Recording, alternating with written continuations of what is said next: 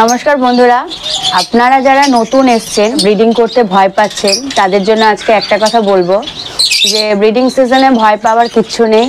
সবাই একসময় নতুন থাকে, তারপরে আবার সবাই আস্তে আস্তে পুরনো হয়ে যায়। আমিও একসময় নতুন ছিলাম, তখন আমি কিছুই বুঝতাম না, কিন্তু আমার হাজব্যান্ডের সাথে থাকতে থাকতে আমি এখন সব শিখে গেছি আর আমার কাছে সব এখন মানে একদম জলের মতন পরিষ্কার হয়ে গেছে।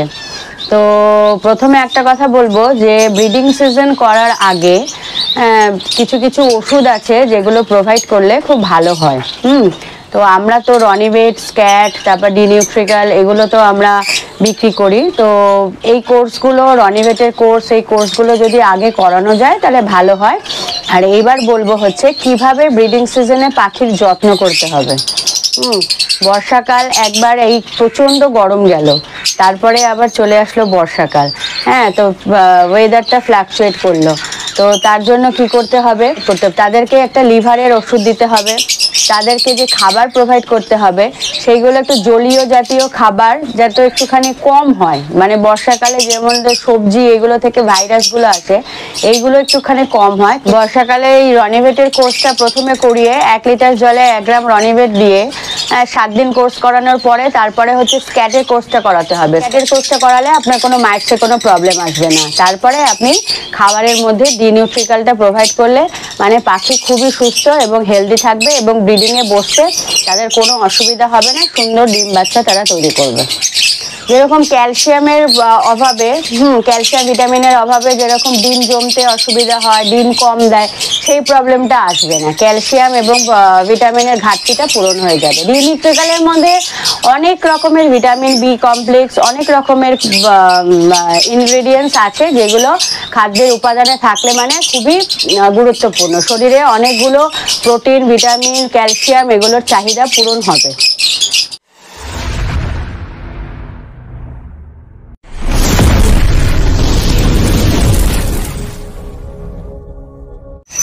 যাক, ওষুধের ব্যাপারটা তো বললো, ভালো মতনই বললো। কারণ হচ্ছে ও আমার সঙ্গে সঙ্গে থাকে বলে আমার হচ্ছে এই খাঁচাটাকে পরিচালনা করতে সুবিধা হয়। তো এরকমই আপনাদের কোনো হেল্পিং হ্যান্ড থাকলে তাকে সমস্ত কিছু শিখিয়ে দেবে। সেটা আপনার মাও হতে পারে, আপনার বোনও হতে পারে, আপনার বাচ্চাও হতে পারে এবং আপনার ওয়াইফও হতে পারে। তা ব্রিডিং সিজনে হচ্ছে সবার থেকে গুরুত্বপূর্ণ জিনিস যেটা হলো সেটা হলো যে সফট ফুডের ভূমিকা কিন্তু সব থেকে বেশি। এবার হচ্ছে ওয়েদার খারাপ হলেও সফট ফুড চলবে, ওয়েদার যদি ভালো থাকে তাও সফট ফুড চলবে, কিন্তু এগের পরিমাণটা একটু বাড়িয়ে দিতে হবে। এবার এগের পরিমাণটা বাড়িয়ে দিতে বললাম বলে যে এক গাদা এগ দিয়ে দেবেন তা না। তবে ডিমের পরিমাণটা বুঝে শুনে আপনাকে দিতে হবে। কারণ হচ্ছে যখন বৃষ্টি পড়বে সেই সময় আপনার কী হলো, ডিমের পরিমাণে যে সফট ফুডটা দিচ্ছে সে সফট ফুডের পরিমাণটা একেবারে অল্প দিতে হবে, যাতে হচ্ছে মুহূর্তের মধ্যে পাখিরা খেয়ে শেষ করতে হবে। খুব জোর 1 থেকে 2 ঘন্টা, 2 ঘন্টার মধ্যে যদি সফট ফুডটা পুরো শেষ হয়ে যায় তো সব থেকে বেটার। সেই পরিমাণ অনুযায়ী আপনারা পাখিদের সফট ফুড দেবেন, কিন্তু সফট ফুড রেগুলার দেবেন। এবার একই ধরনের সফট ফুড রেগুলার দেবেন না, যে এর মধ্যে যে আপনি রেগুলার এগ ফুড দিচ্ছেন তা বলে রেগুলার এগ ফুডই দিয়ে যাচ্ছে সেই জিনিসটা করবেন না। একদিন এগ ফুড দিলেন, একদিন গম সিদ্ধ দিলেন, একদিন ভুট্টা সিদ্ধ দিলেন, একদিন চিড়ের সাথে আপনি গাজর, তারপর হচ্ছে পালং এগুলো মিশিয়ে দিলেন। এরকম ধরনের নানা রকমের সব ফুড ঘুরিয়ে ফিরিয়ে দেবেন এবং এর সঙ্গে সঙ্গে বি কমপ্লেক্স জাতীয় ওষুধ আপনি ইউজ করতে পারেন। যেমন পলিবিওনিলটা আমি খুব উপকার পেয়েছি, তার জন্য পলিবিওনিলটা আমি প্রতি বছর ইউজ করি। এবং তার সঙ্গে সঙ্গে যে কোর্সগুলোর কথা বললাম সেই কোর্সগুলো কিন্তু অবশ্যই করিয়ে রাখবেন, কিন্তু এই কোর্সগুলো করালে আপনি প্রচুর পরিমাণে উপকার পাবেন, যেগুলো হচ্ছে আপনার ব্রিডিং সিজনে খুবই হেল্প হবে বাচ্চাগুলো বাঁচিয়ে রাখার জন্য। এবার যেটা আমি বলবো সেটা হচ্ছে যে বারবার আপনাকে সফট ফুড দিতে হবে। ব্রিডিং সিজনে যখন বাচ্চা ফুটবে, প্রথম ছোট অবস্থায় এক টাইম সফট ফুড দিলে চলবে, কিন্তু ব্রিডিং সিজন যখন বাড়বে মানে বাচ্চাগুলো একটু যখন বড় হবে তখন কিন্তু আপনাদের 2 বার সফট ফুড দিতে হবে।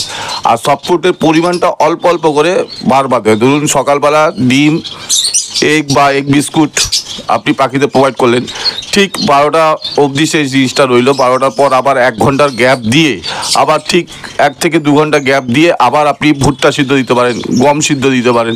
এরকম ধরনের সফট ফুড আপনি ঘুরিয়ে ঘুরিয়ে, মানে সকালে যে সফট ফুডটা দেবেন তার পরের বার যে সফট ফুডটা দেবেন সেই সফট ফুডটা যাতে ডিফারেন্স থাকে, তাহলে কিন্তু পাখিরা ওই খাদ্যটা খেতে আগ্রহী থাকবে। এবং সফট ফুডটা খাওয়ানোর ফলে কী হবে, যে বাবা মা যে সফট ফুডটা খাবে ওরা যে গলা দিয়ে উগড়ে যে পাখিদের খাওয়ায় সেই খাওয়াতে ওদের সুবিধা হয়।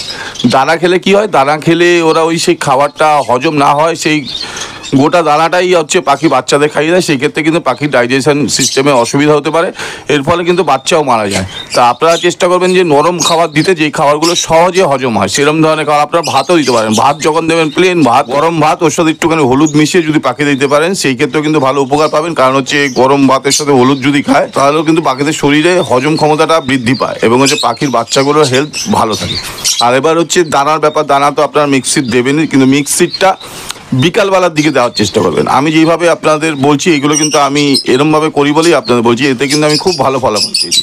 সাধারণত হচ্ছে 2 টাইম হচ্ছে সফট ফুড দেওয়ার পর ঠিক 4টে নাগাদ পাখিদের যে মিক্সিটটা আছে সেই মিক্সিটটা দেবেন। সেই মিক্সিটটা কিন্তু ওরা বাচ্চাদের খুব কম পরিমাণে খাওয়ায়, সেই খাবারটা কিন্তু পাখির যে বাবা মাগুলো আছে সেই বাবা মা শরীরে সেটা লাগে। তা সুতরাং বন্ধুরা আপনারা যদি এইভাবে যদি ইউজ করেন তাহলে খুব ভালো উপকার পাবেন। এর সঙ্গে সঙ্গে ডিউনিট্রিকা যদি সফট ফুডের মধ্যে দিয়ে দিতে পারেন তাহলে বাচ্চার গ্রোথ তাড়াতাড়ি হবে এবং হচ্ছে বাচ্চার হজম ক্ষমতা ভালো হবে এবং হচ্ছে বাচ্চার বাবা মাগুলোও সুস্থ থাকবে। তা সুতরাং বন্ধুরা আপনারা যদি এইভাবে যদি আপনাদের বাচ্চাগুলোকে গাইড করেন তাহলে কিন্তু আপনারা খুব ভালো ফলাফল পেতে পারেন। আর হচ্ছে বারবার করে বক্স খুলে বা হাঁড়ি খুলে পাখির বাচ্চাদের ডিস্টার্ব করার চেষ্টা করবেন না, তাহলে কিন্তু ওরা বাচ্চার দিকে যে যত্নটা নেয় সেইটা একটুখানি ওরা ভয় পেয়ে থাকে, তা সেই ক্ষেত্রে কিন্তু ওদের বাচ্চা কেয়ার করতে অসুবিধা হয়।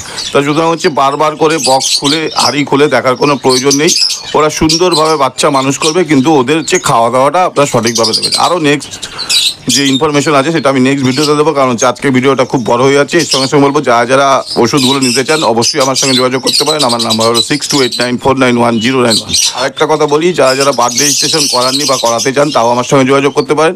আর কোনো রকমের সহযোগিতা যদি প্রয়োজন হয় আমি লাইভে আসছি, কারণ হচ্ছে এবার থেকে ব্রিডিং টাইমে আমি লাইভ আসার চেষ্টা করব, তাতে হচ্ছে আপনাদের কিছু কিছু প্রশ্নের উত্তর আমি যদি সরাসরি আপনাদের দিতে পারি সেই চেষ্টা করব। কারা কারা আমার লাইভ প্রোগ্রাম দেখতে চান একটু কমেন্ট করে জানাবেন। আজকের মতো ভিডিওটা এখানে শেষ করছি, দেখা হবে নেক্সট একটা ভিডিওতে নেক্সট একটা টপিক নিয়ে। টাটা।